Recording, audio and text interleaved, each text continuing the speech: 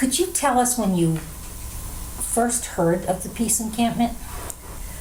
Yes, I first heard of it because I was working at the time at the Syracuse Peace Council, which I'm working at now but had a big hiatus in the middle. And Karen Beadle was on staff of the Peace Council, and she was very active with the initiation, formation, and I don't remember anything more than finding out. And it's weird because it was long enough ago that I don't remember a lot of details. You know, like there was an upstate feminist peace network. Maybe I was in it, maybe I wasn't, maybe I was a hanger-on. But there was women's peace action going on, and I was peripherally involved with it, but not a primary organizer in it. Can you tell us about when you first went to the encampment? I actually went only twice. And once was to go to a meeting there. Or I went for a day, and I can't remember if it was right like the week or two before an action. I went for an action. I was in an affinity group. Syracuse had a women's affinity group, and a number of the women who you'll be interviewing were from that. And so I went for that action, and I went another time too. And the main thing I remember from it, and I think we stayed overnight, but I'm not sure. But the main thing I remember from the time that I had gone there, besides the action, was there was a meeting that night, and there were many, many women there. And I thought to myself, they're thinking they're just going to have some consensus out of this group, you know, because it was a diverse group. And of course, I'd heard through Karen all the different kinds of things that had been happening and all the conflicts and challenges and ways to try to work things out, and how sometimes things worked out and sometimes things didn't work out. And you know, I heard a lot of stories. And so at this particular evening, I don't remember what the topic was, but I just thought, this is big, because usually a lot of times when I've worked with consensus, it's been a small group, and it worked. And I was very amazed by that. I mean, it was something to take away from it. My day or two or three or however many it was, that's what I took from that, was the consensus process at work and the facilitation, and how wonderful that was. What an incredible experience it was to be part of that, of consensus working in such a creative, neat way, whatever it was, you know. But I remember that really clearly, the feeling of it. You said there were a lot of women. Yeah. Like, are we talking, 35, 50? At least hundreds? 50 to 100 maybe. It's possible it was the week or two before the action. This was the first summer. Mm-hmm. And there was a big action at the end of the summer. I believe it was August the end. 1st. Yeah, August. And so it was part of the prelude to it maybe, or maybe it was some other time. But whatever it was a lot of women. At least I'd say maybe even 100. It was a lot of people. And I was kind of blown away by the consensus process at work in a big group. It was cool. Can you tell us a little bit about your affinity group? Very little, unfortunately. The things that I can tell you most are my feelings around it rather than about it, because those are the things that I took with me, really. And first off, my activism grew in the company of women. I never saw myself as a person who wanted to work exclusively with women, but I really always wanted very much to work with women and in women's space and all that. And so the first time I ever did peacekeeping in an action was at a women's action. And the first time I ever did civil disobedience was at the Women's Peace Encampment. And it was in that company, and I don't think I would have done it. It never would have occurred to me to do civil disobedience in another kind of setting at that time. So it was just like what allowed me to do that. And it was a large affinity group by current standards. It was maybe 12, or Karen was in that also, and I noticed on the blog there's a picture of it. Because I thought, I should find the picture, but you already have one. And I don't know, maybe there were 12 or 15 women in it. And it was mostly women from around Syracuse. And we met a number of times and we made a banner and we were very excited to be part of it. And I do have recollections of when we were there, I can't remember what we called them back then, but it basically spokes meetings. Is that what we called them back then? It could have been. Because the jargon sort of changes, CD jargon changes. And just the coming together of all the different affinity groups. And that was the first time I'd ever been part of something like that, so it really had a huge impression on me. And the other thing about our affinity group that was a little different from the other affinity groups, and this has carried with me today, which is the action was going to be going to this gate and then having this real symbolic, like climbing over the fence or something like that. And it was all telegraphed in advance. And so, you knew there would be 1 million of the military people on the other side and all that. And we just couldn't do that. We just did not feel comfortable doing that. It just felt like, what is it? It just felt too symbolic. So we decided to do an action by ourselves. And we went to the fence, and we decided our action would be climbing the fence and planting flowers on the other side. And that we actually wanted to plant the flowers. Like, we were goal-directed. We wanted to plant this. So that meant finding a place where there wouldn't be anybody and climbing the fence and doing that. And so we had the rugs, and we had the this, and we had the that. And we got over, and we did our thing. And that was empowering. I'm sure that all the other women doing the other big action all together was empowering too, but to us this was more empowering. And so we did that. And I can't remember, maybe there were 6 or 7 of us arrested or something like that. And it was a small group of us, and eventually we got out and got banned in bars like everybody else did. Uh-huh. So you planted little peace seeds. Yeah, and I don't even remember exactly if we were actually able to do it, but that was our intention, was to do the conversion of the base to flowers.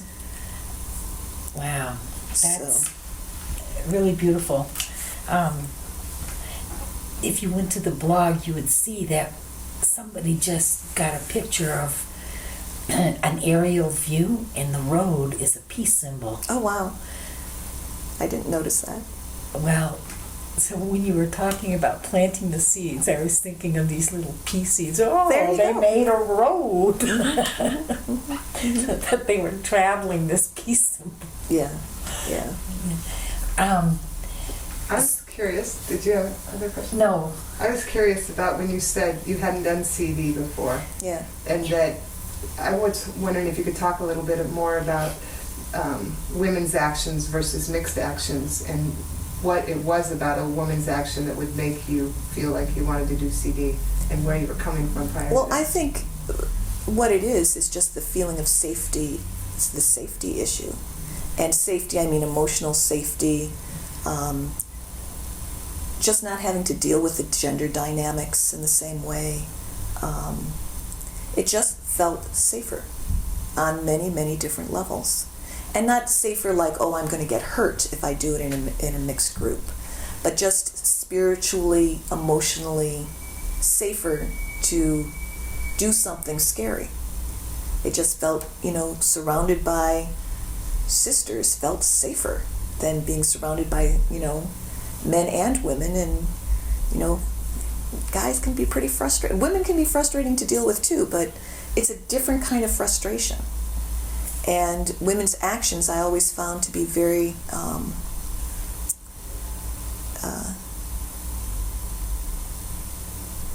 that's the only word I can say is safe. And spontaneously safe. Because the previous thing that I had done that was where I did the peacekeeping the first time was one of the Women's Pentagon actions.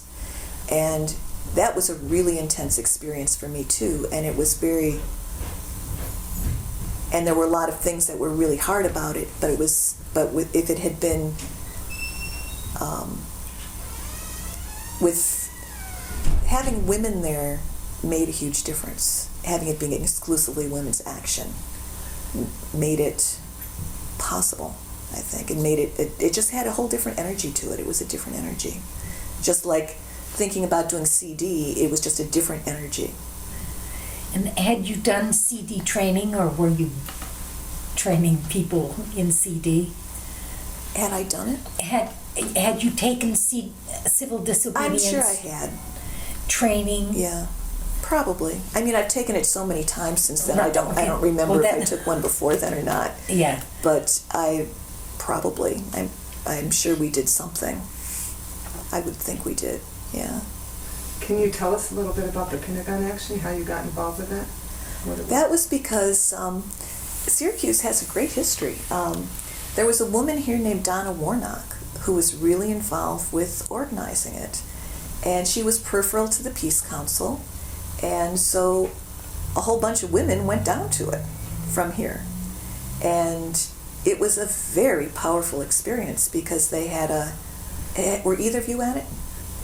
Because it was like this, you went through this whole set of emotions where there was the mourning and the rage and the empowerment, and there was going through the cemetery, Arlington Cemetery, and then going and raging and screaming, and then going to the Pentagon itself, and then circling the Pentagon, and then the women weaving the webs across the stairs, of the yarn, and it was and workshops. There were workshops the day before, so there was like this day of workshops. And there were actually several, at least 2 women's Pentagon actions. I went to both of them. And that's when it sort of occurred to me, I think, that maybe I would do civil disobedience someday. But I remember specifically, like, there were 2 things. I am a trainer in Alternatives to Violence Project. Are either of you familiar with that? You're familiar with that? Ann Herman was. Yeah, Ann Herman was involved with that. Was involved with that. And there's a part in that where we talk about this thing, transforming power, which is a Quaker thing. But it's basically, having negative energy and changing it into positive energy. And what moments help that and what kind of things help that. And usually when we're doing this training, you have to talk about some experience you had experiencing transforming power. And at the Women's Pentagon action, I actually had 2 of them. One was as a peacekeeper, and we were doing something on the stairs, and this person came through who was coming from the Pentagon and kind of punched me. And my impulse was to slug him. That was my first impulse. And I could feel my fist going back because, I was, even though I was a peacekeeper, that was my impulse. And then within a millisecond, I was surrounded by women who were like, "Are you okay? Are you okay?" and stroking me and touching me and saying, "Oh, you're okay. Are you okay?" And all this, and it was gone. That impulse to slug him was gone in a flash.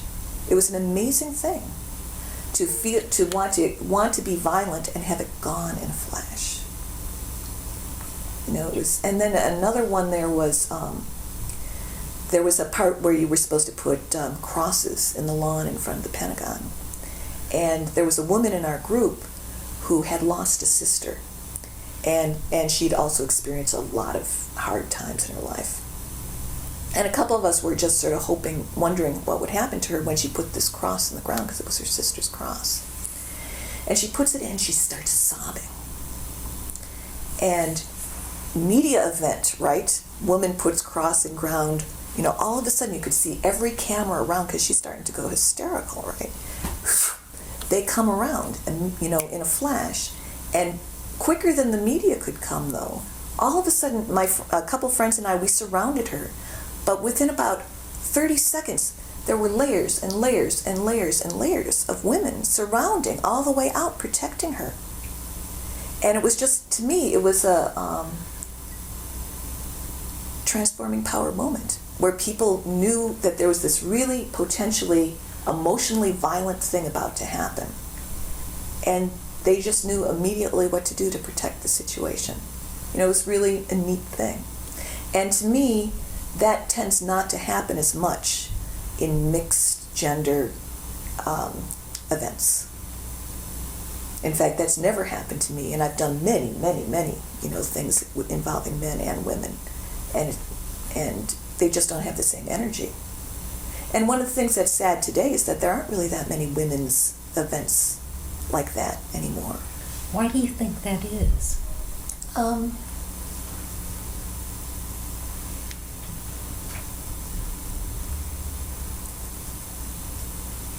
Well, I'm just throwing some ideas out here. Maybe one is that the media has persuaded everybody that everything's fine between the genders. And it's a different era. There's just a different kind of, it's just a different kind of energy in some sort of weird way. And I don't know what it is. It's generational. Sometimes I wonder what younger women are not keyed into it as much. I mean, Sarah is really exceptional. But in my experience around here, at least, younger women aren't as keyed into those kinds of things as older women who experience it. And maybe it's just that you had to experience it. You know, Women's Information Center, now it's struggling to stay alive. Where you are is a miracle it's even here right now. And, you know, in that era, very vibrant, you know, lots of stuff going on. I don't know. It's weird. I'm very curious about that because we seem to have lost ground as far as we don't have as many bookstores.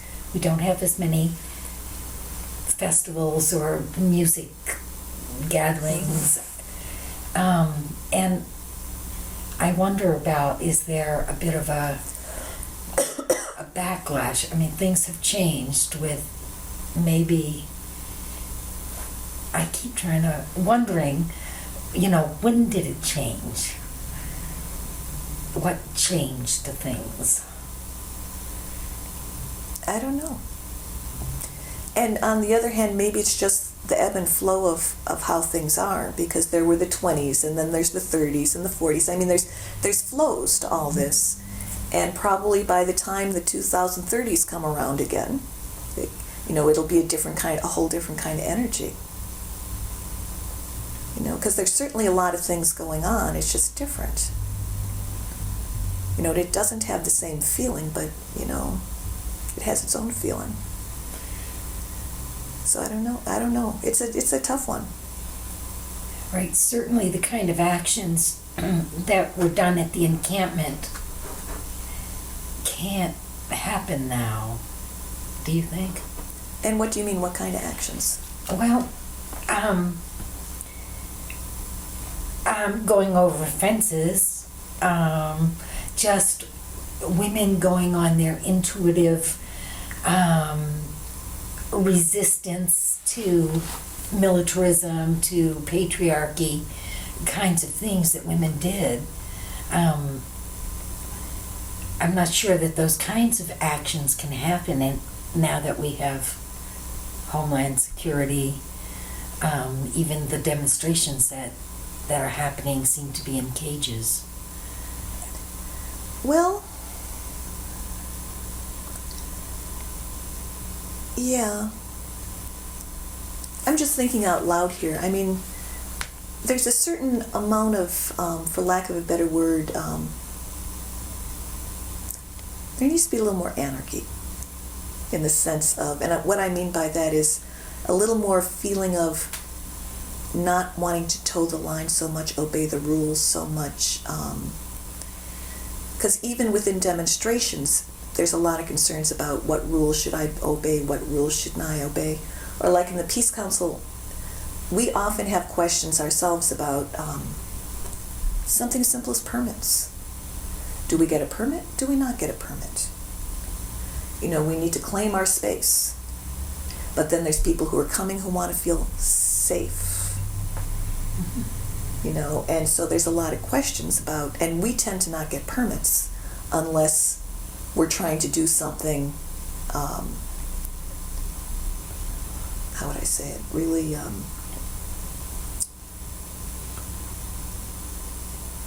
like there's certain things we always get permits for, but we try not to get permits unless we really feel like we need to do it. Like we had a really big demonstration in September, big for Syracuse. There were over 2,000 people at it. It was a regional thing. And we had a permit for that, because otherwise it would have been a disaster. The police would have been too freaked, and it wasn't meant to be something that was going to freak out the police, because it was involving military people and IVAW, and they didn't want illegalities particularly. But there's a lot of questions about all that kind of thing. And, it's hard to imagine the peace camp, at least from my outside perspective, like worrying that much about that kind of stuff. I mean, I remember hearing the story about the flags, the big flag controversy, American flags, or what kind of flag gets flown here, and what do the flags look like, and who gets to make a flag, and all those kinds of issues. I mean, that's a huge issue. Mm-hmm. And I don't know if that kind of issue would get that kind of play today in the same way. That people would be think so creatively about how to solve that issue, because it was really, in my view, a very creative solution. I'm sure there were people disappointed with it, but it seemed like a very creative solution. So I think so too. Mm-hmm.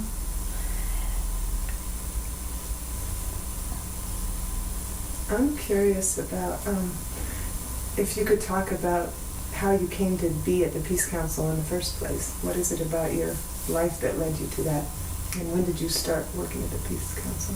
I started working in the Peace Council in the late 70s. And it was because I'd gone into the building and there was a little bookstore, an alternative bookstore, and I'd always had an alternative bookstore fantasy. And so I got involved with the Front Room Bookstore Collective, speaking of no little bookstores anymore. And then I just got more and more involved, got burnt out after a certain point, and then left. Always was interested, stayed sort of in touch, but really, really burnt out. And then I did a whole variety of other kinds of things. And then right after 9/11, got re-involved again. And in an act of I don't know what, one of my other job is I work as an adjunct at the local community college, and I was up to my, that's how I supported myself. I had 3 courses and all that, and after 9/11, basically what happened was that I quit that except for 1 class a semester and joined the staff of the Peace Council. And so I started in this staff on the Peace Council again in January of 2002. And can you talk more about why, what it was that made you go back to the council? It was, there were a couple of reasons. After 9/11, and I would assume that you experienced this too, is that there was this moment where the U.S. could go in several different directions. And there was a lot of fear around what direction it would go. And at that time, the Peace Council was limping along. And I got really involved with organizing around stuff after 9/11. And there were a number of us who did. And Karen Mahaly, who was here, was one of those. And we'd all formally really been active with the Peace Council. And we kept saying, if the Peace Council had been a vibrant organization, there would have been some place to go from day one, instead of trying to create this thing and trying to do this and trying to do that and so on and so forth. And so, our greatest fears were indeed realized. And as time went on that fall, this group who'd gotten together to try to organize around it all said, let's rejuvenate the Peace Council. And then a friend of mine who said, and there was a lot of talk about, well, we need to have some staff people on it. How's that going to work? And this one friend said to me, what do you think about it? Want to share a staff job? And I said, you're out of your tree. I thought he was nuts. And then I found myself working out my life so that I was doing it. After a certain point, I just noticed that I was setting everything up so I would do it. So I decided I'd better do it. So I did it. I never expected to last this long doing it. So, yeah. Seem pretty happy. At the moment. You know, activism, it has its ups and downs. It's nice to be here with you. So the moment's all we have. Yeah, that's right. So- Right. Take us back to the Peace Council and this idea that the Pentagon actions, the women's Pentagon actions are happening. Do you remember anything of discussions in that community, of the council or even the activist community in Syracuse about women's actions versus mixed? There was some little bit, and it gets, relationships get complicated. Karen was involved with somebody, a man at the time, and he was supportive, and there were men who were supportive, and then there were men who kind of like felt left out. I mean, sort of your classic kind of thing.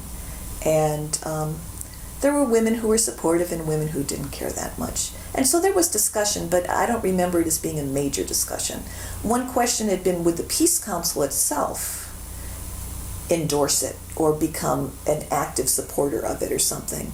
And I actually would have to look back in the archives to see what the grand conclusion of that was, because the general sense of it was, since the Peace Council has men and women in it, it's supportive, it helped, Karen needed to do things, it was fine with the Peace Council that she did all those things, but the Peace Council itself was not going to put a tremendous organizational energy into it, because it just seemed like, since it wasn't all women's action and this was a group of men and women, that it just seemed more appropriate to sort of help support Karen and anybody else who wanted to do it. So there was discussion, but it wasn't like a big raging kind of thing. I mean, maybe between some people, but I don't recall it being that way so much. And as it wore on, do you remember reactions or sort of opinions about the camp or what was happening there over the years? And did you hear that up in this community? See, it's funny because the first year, of course, there were more comments. And after that, it kind of faded out of the scene. And the only way I knew much about it was that one of the reasons I got burnt out the first time is that, there's a staff turnover in these kind of jobs because they pay nothing to speak of. And, people can do it for a while and then they need to move on. And Cindy Sangre was on the staff of the Peace Council, and she had been active with the Peace Camp. Do you know Cindy? Yeah. Oh, yeah. And Leanne Irwin Right. was on the staff of the Peace Council, and she lived at the Peace Camp the next year, I think, or something, and she had a partner who was there, and I forget her name. Twilight, and there was a lot of drama around that, and I shouldn't be saying that on camera.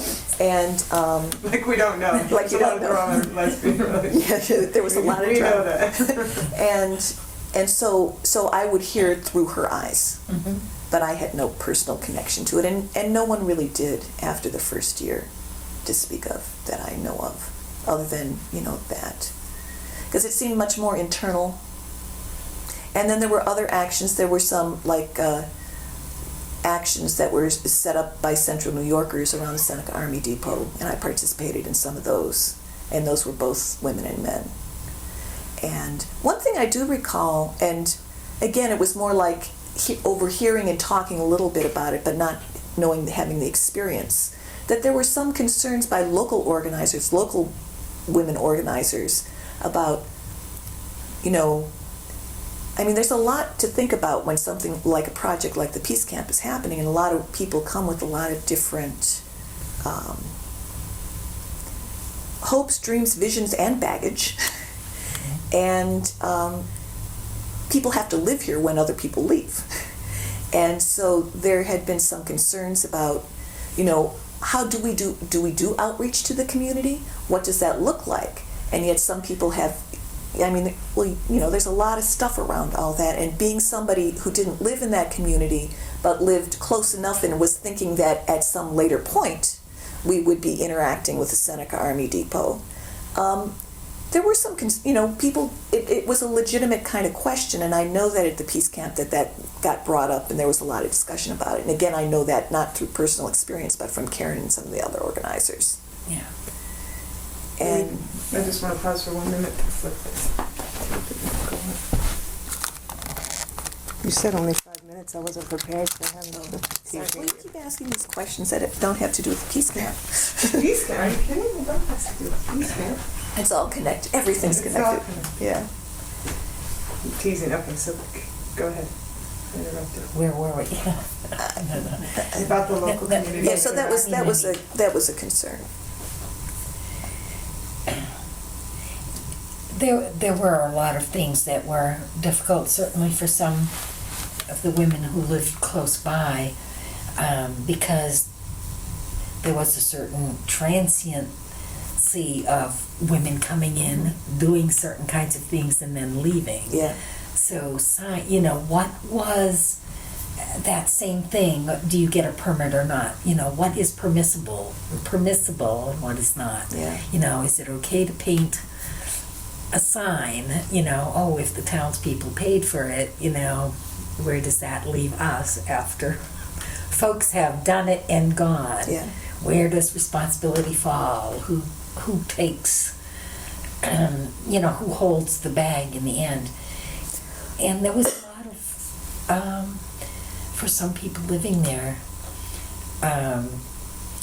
living in communities close by, there were many angry people. There were stories, some simply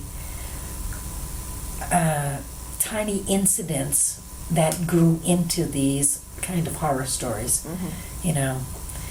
I think women in bathing suits who were washing their car, turned into nude women showering in the car wash, Yeah. kind of thing.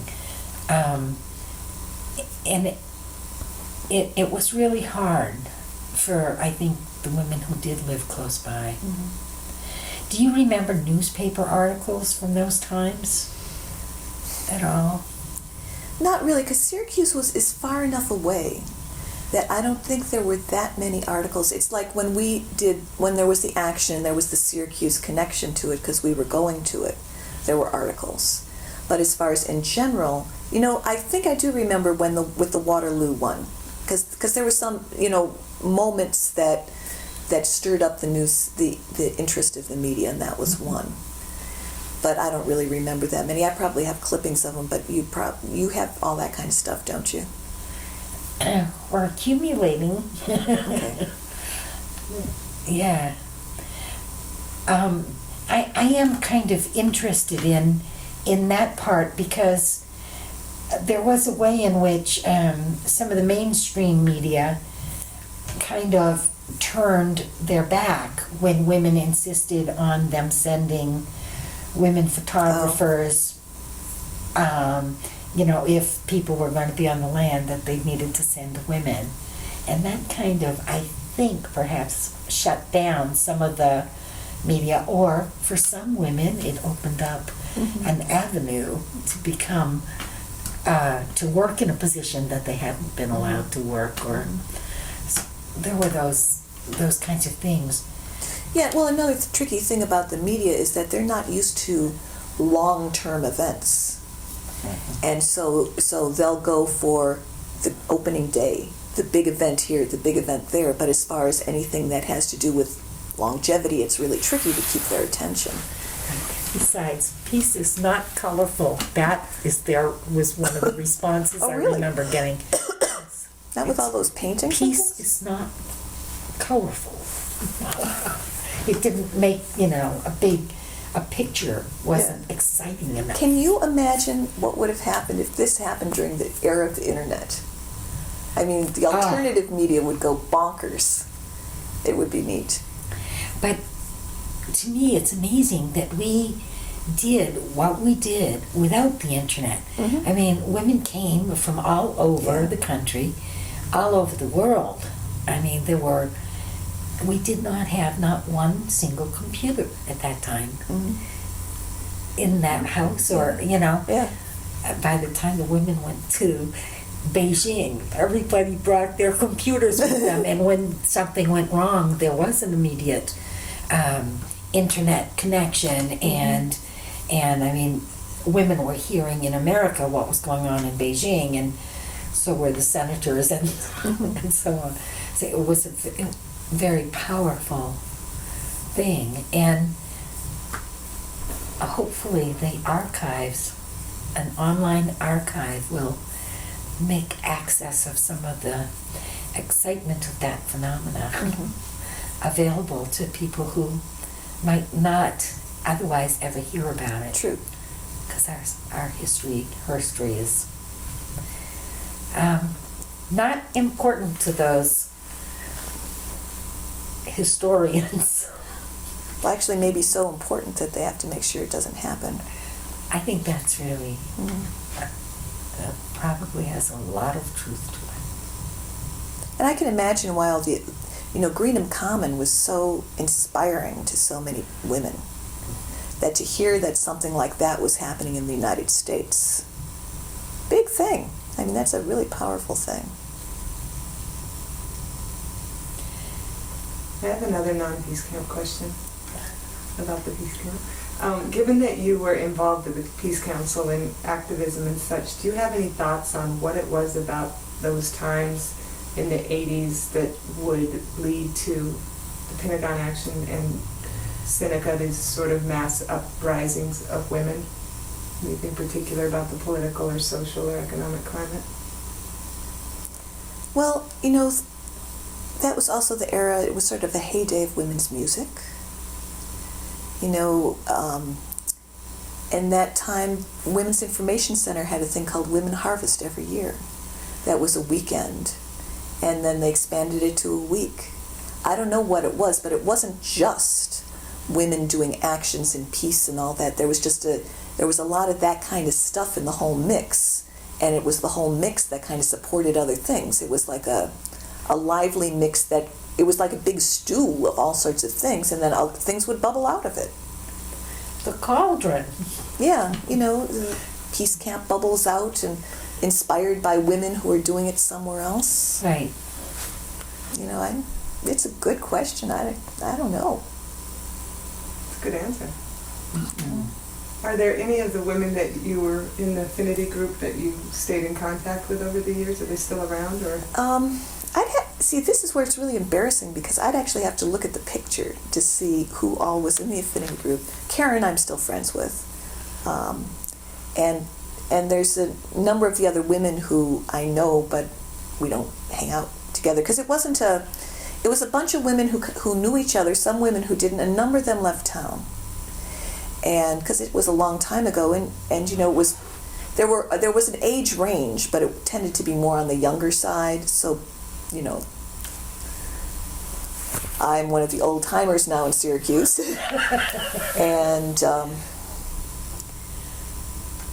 I'd be happy to answer that question some other time if I saw a picture. With evidence.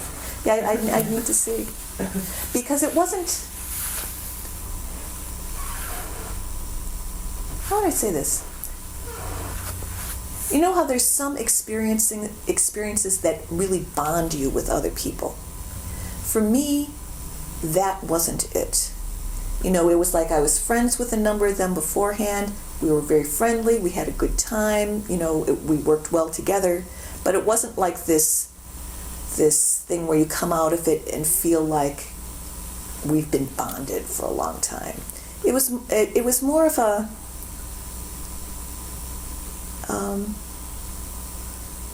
self-bonding. It was more of a it was a way, it sort of, it was a process of finding out more about myself, in a sense.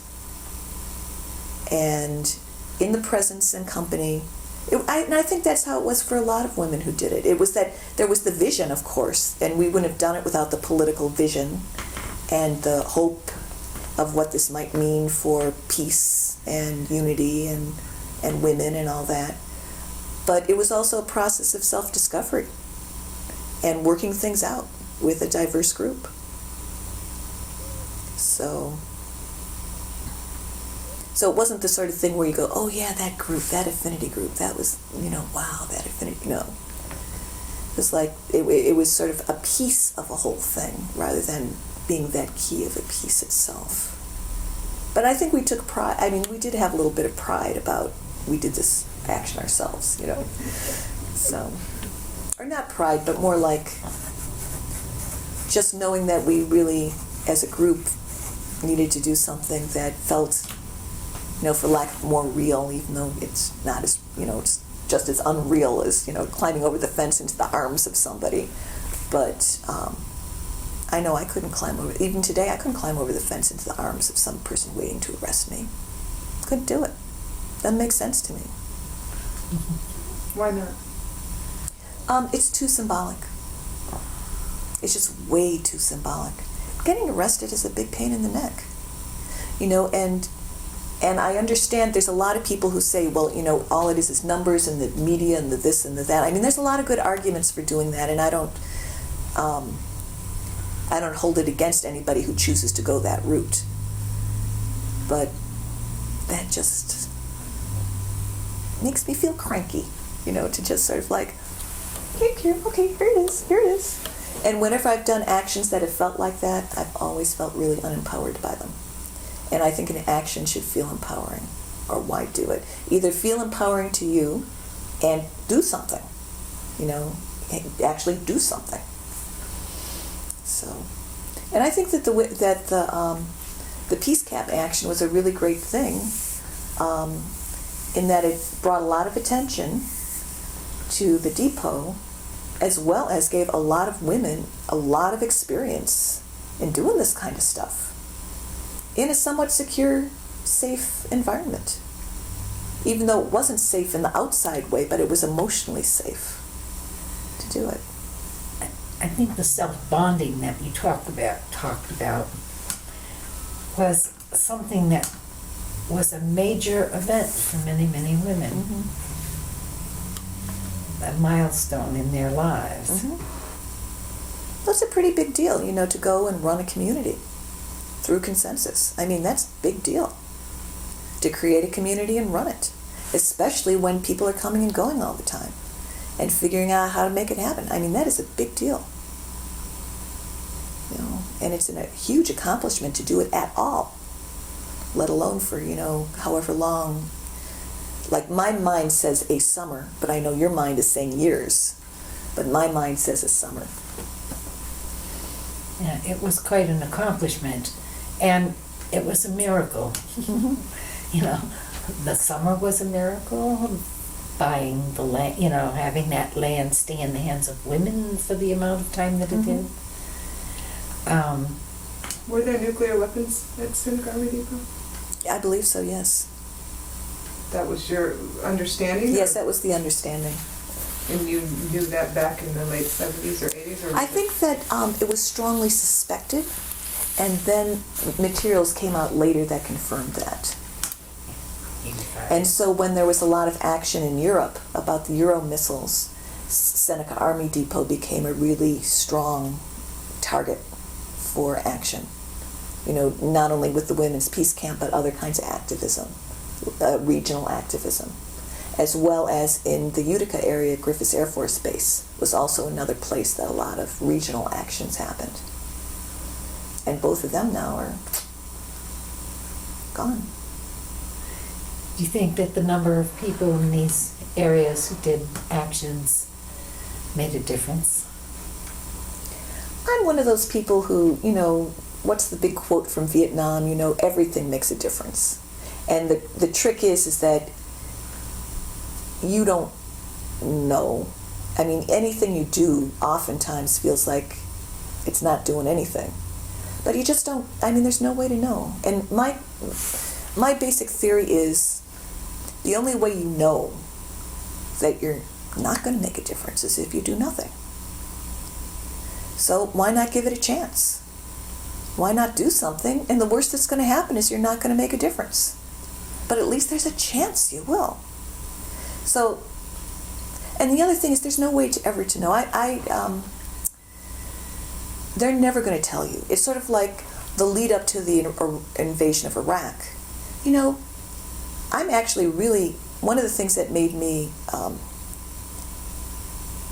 scared was thinking about all the young people who were fighting against the invasion, who just were like, this was their first big activism, and it didn't work.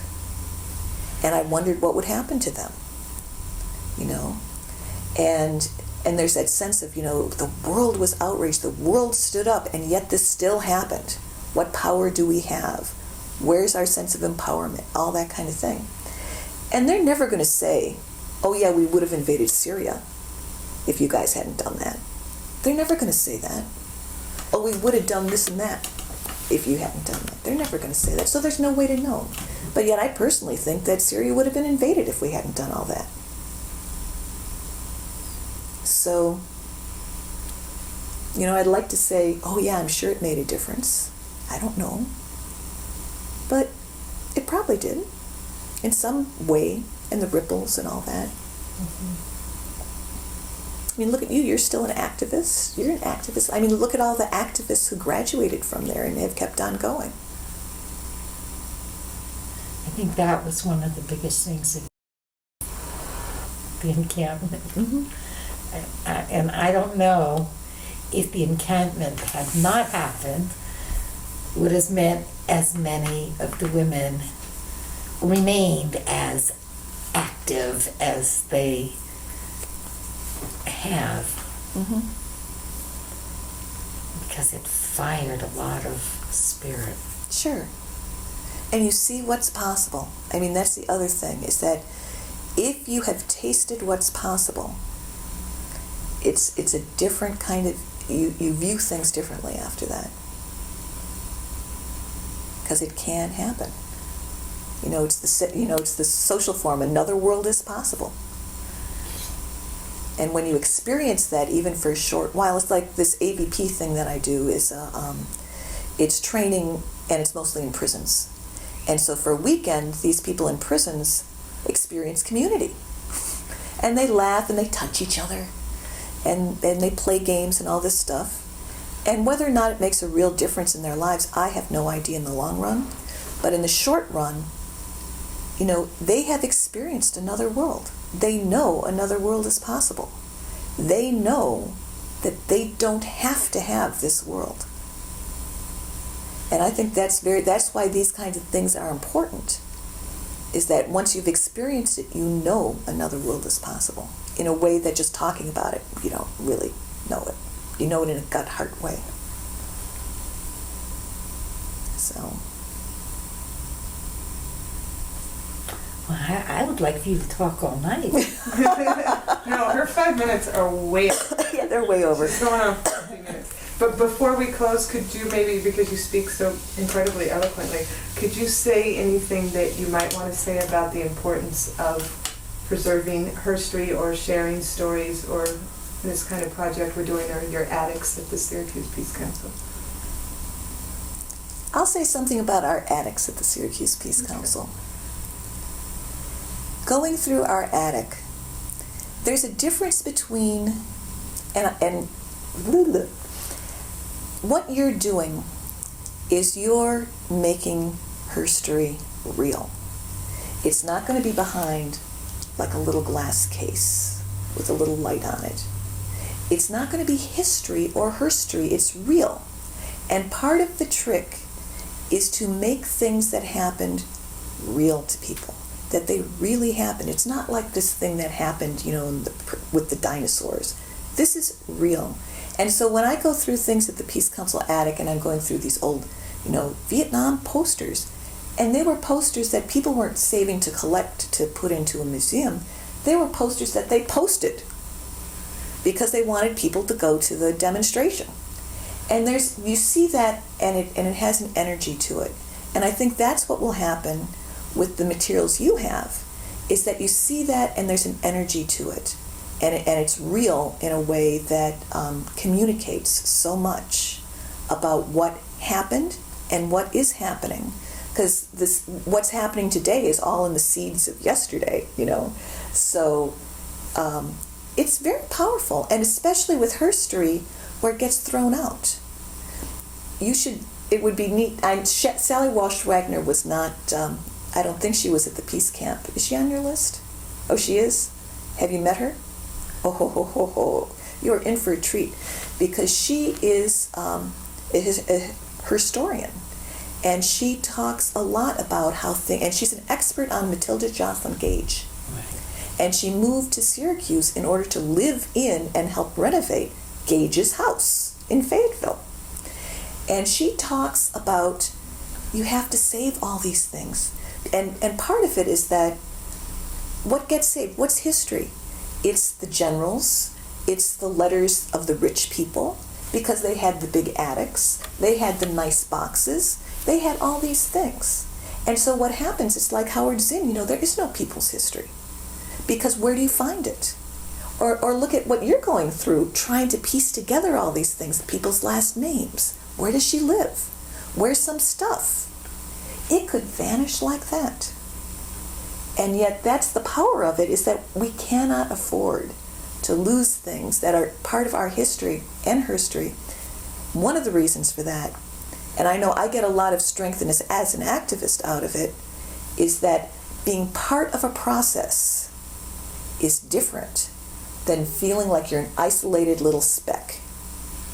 And if you can feel like people before you have done this, people way before you have done this, you're doing this, and people after you are going to do this, it becomes a different kind of sense of how you fit in to social change and making the world a better place.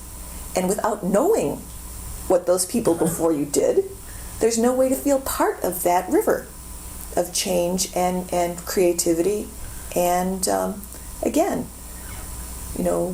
becoming a better world. So, yes, very, very, very, you're doing good work.